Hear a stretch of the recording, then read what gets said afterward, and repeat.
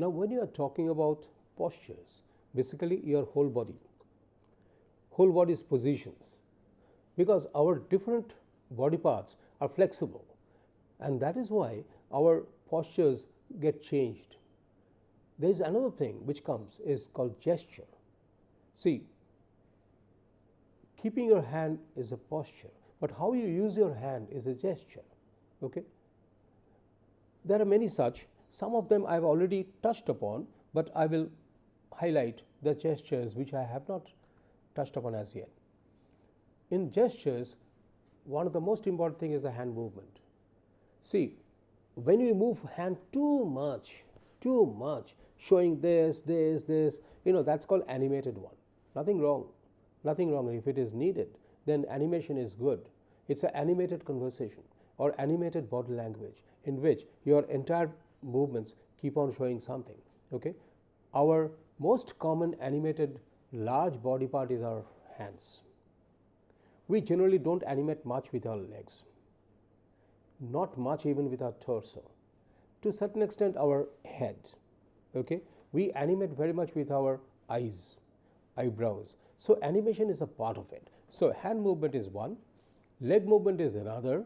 I have already highlighted the leg movement, so I will be speaking less on this now. Okay? And then shoulder movement, I have highlighted some. So, our entire body parts are now moving. So, posture is how you posture. If I try to differentiate between posture and gestures, posture is a position of the body, position of different body parts, and gesture is movements of it. If you take it that way, it will be easy for you to comprehend. Then something I will talk about in the pen holding, a gesture, and another is fiddling. These two I have deliberately picked up and added with this for a reason. First, let me go to hand movement. In the hand movement, some people speak, if you speak, keep your hands, like say, I'll tell you, if I keep on speaking with this kind, with my hands folded like this, I'm just speaking, then what happens is, your reaction would be, I'm just speaking and you are listening to me, but you think that I'm holding myself back and I'm rigid. But the thing is, the moment I open my hands and open my shoulders, like this, then I'm casual. Casual means I'm free, so I'm freely speaking. When I have to highlight something or make a point, my hands keep on moving. Okay? But if you see that I'm speaking like this, then I'm slightly passive. So every gesture has some kind of expression which is going into the as a signal to the opponent person. So in hand movement, either it is animated like this, too much animated, therefore everything the hand is being moved, and or else rigid. Rigid means hold, or keep it on the table and keep on speaking, and or folded legs or folded at the back. That means you are now rigid. Whenever it is rigid, I'll tell you, it gives a little negative signal to the person. Rigidity is an indication that, okay, I'm conversing with you, I'm communicating with you, but I'm really not in a mood to do it. Animation means you are more open for conversation or communications. Okay? But too much animation is also disturbing, too much. So be very careful about, I cannot really draw a line and say how much is too much. But the thing is, when you do it yourself, you try to see where you consider is too much. But one advice I can give you, the best way is take the benefit of your elbow, rest it. If you rest the elbow, then your entire hand's animation now gets restricted. That means the upper part of your this arm is now fairly rigid, and then this arm, if you restrictively use it, it is better. And then in such cases, put your hand in a position like this, and then you animate with your wrists and palms. Then what happens? Your upper arm got rigid. This arm has the flexibility up to the extent you do require. The rest of the animation is with your hand. That does not distract. Otherwise, too much of entire arm's movement, it distracts. What is important for interaction is that you are supposed to get a concentrated attention, a focused attention. But the moment you start animating too much with your eyes, with your head movements, with your hands, with your palm movements, your animation, over animation, it creates a little bit of distraction, and the distraction is detrimental for good communication. Regularly Everybody is watching you, I said. If you are watching everybody, everybody is also watching you. Or if you are a public speaker standing on one position and rest are facing towards you, then everybody is watching you, but you may not be watching everybody. Okay? So this is important. And then shoulder movement, I said that don't give jerks, don't have, don't make too much of shoulder movements. So now if you make your elbow static on hand rest, then in that case what happens is your shoulder and this almost gets fixed to its fair position, and then the rest is hand. Use your hand. Okay? Pen handling, why I have picked up, the reason is I am seeing this menace nowadays, and I am saying that the people, when they are interacting across tables, they do not know what to do with the pen. It is better that if you keep it in your pocket and bring it out when it is necessary. I thought that this is something which I must share with you. Your pen handling, if you keep it on the table, then sometime is it in the right position? Are you changing the position? Is it for writing? But either sometime you shift, and the moment you shift, it makes a noise. This kind of pen shifting is, it's not good. Another is sometime, people don't know that what to do with the pen. When they're discussing, they're holding the pen like this, the lid closed, but they're discussing like this, Just see the change. I am saying something with my hand here, and now I'm saying something with my pen in my hand. The pen has no role to play. It's only an additional thing in my hand. But your attention now will go to the pen, not on my eyes. Because my primary intention is to catch your attention and communicate what I want to. But if I add something more, and then your attention is also distracted by this, then I'm not getting full attention. So my purpose is not served. This is one. Another thing which I'm seeing nowadays, people have a habit when they're talking, when they're talking, they're making this rotation. I cannot do it very effectively or successfully because I never liked it.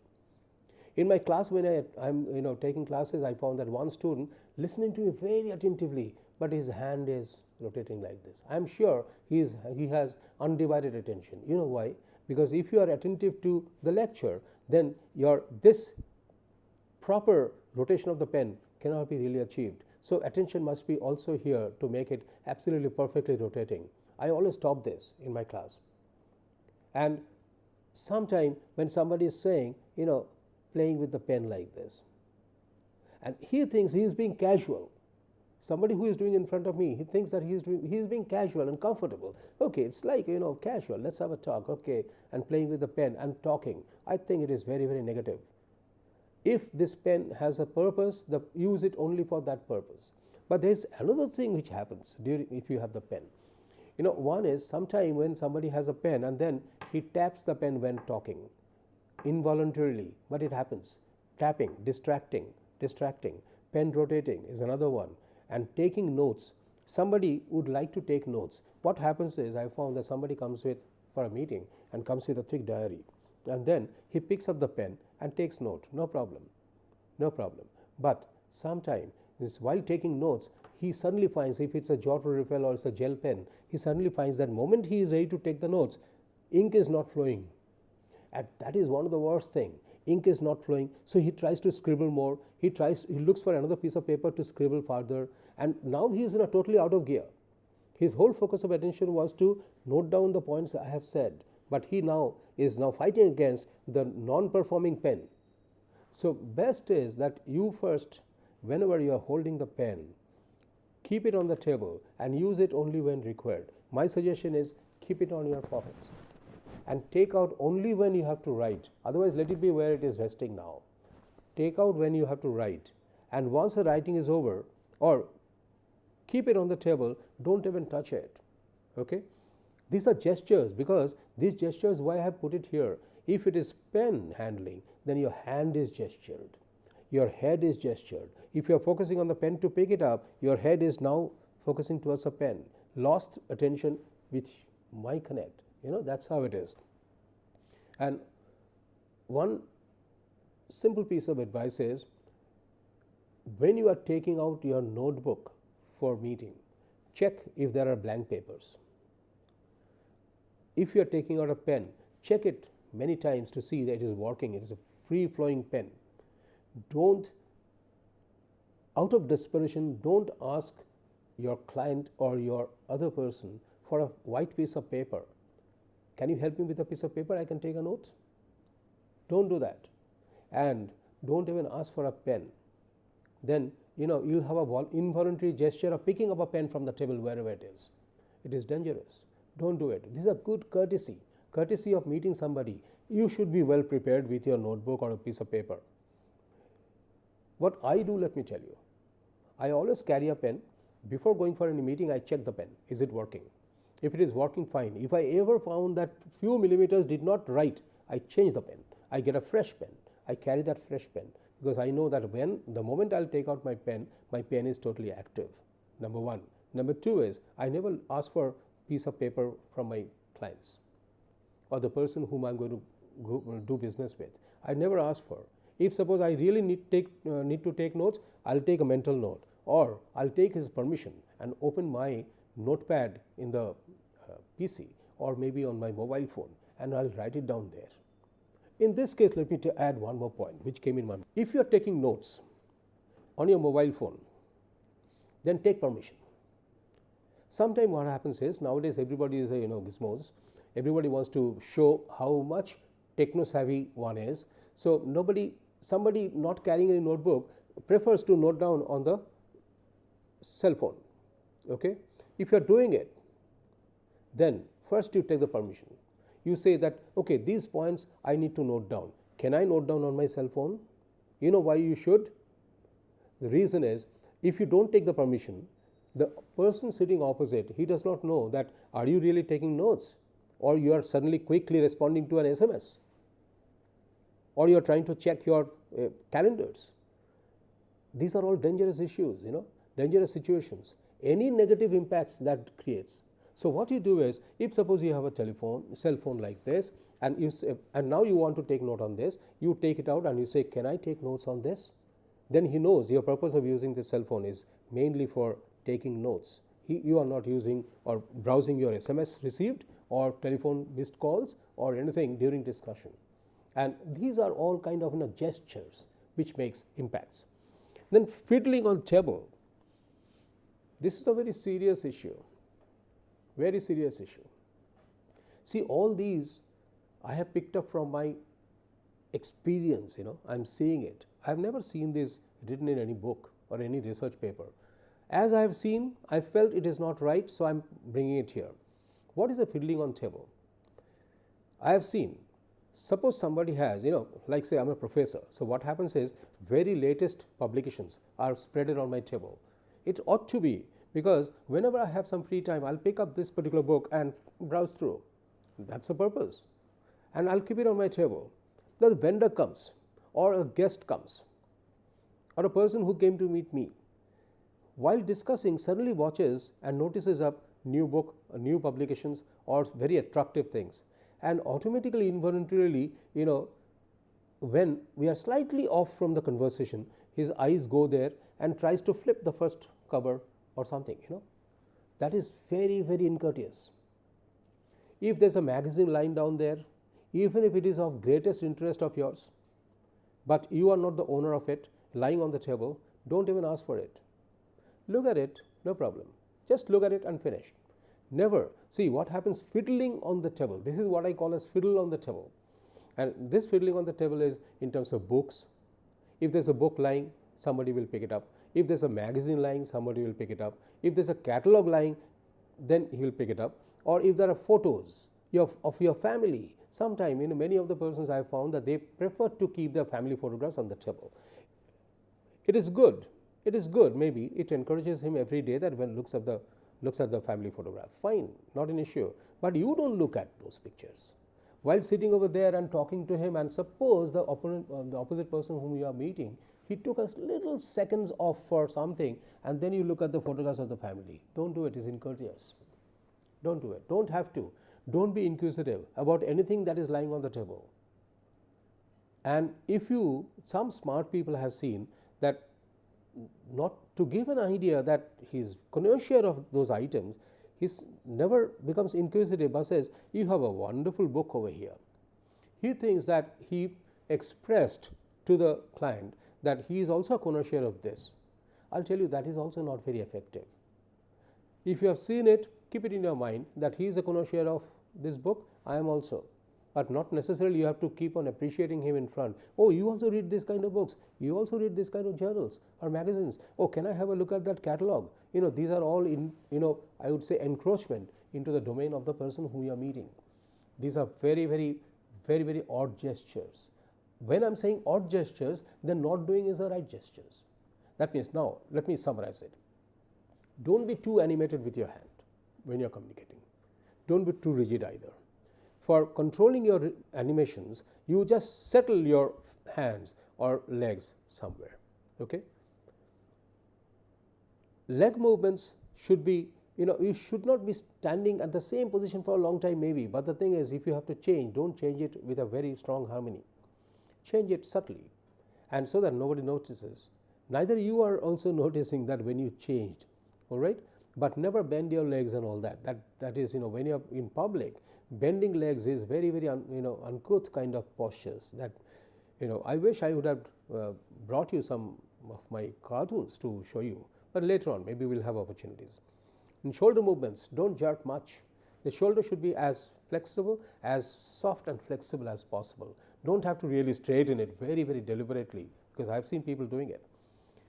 Pen you carry, but don't use it unless you need to use it. Don't take out your pocket unless you really require it, because the moment you have it a loose item on your table and it is your own item, your hands will be involuntarily dragged towards a pen, and you will keep on working with the pens and talking with the pens and such things. Okay? Then fiddling on the table. On this table, on others' table, if you have something, don't touch. Don't even pay much attention to it, because your business is to talk to the person. Don't even pay much attention. See, everybody is sharp visually. Look at it. One glance, you have an idea that what kind of books or journals or catalogs he has, or what photographs, but never pay much attention to it or never focus on to that. That's incourteous. One more thing in this. If you have gone for an interview or meet an appointment with somebody, and you have been requested to sit on the reception lobby, and on the lobby, or rather there is a center table. Means many people are sitting, you are also sitting, and there is a center table.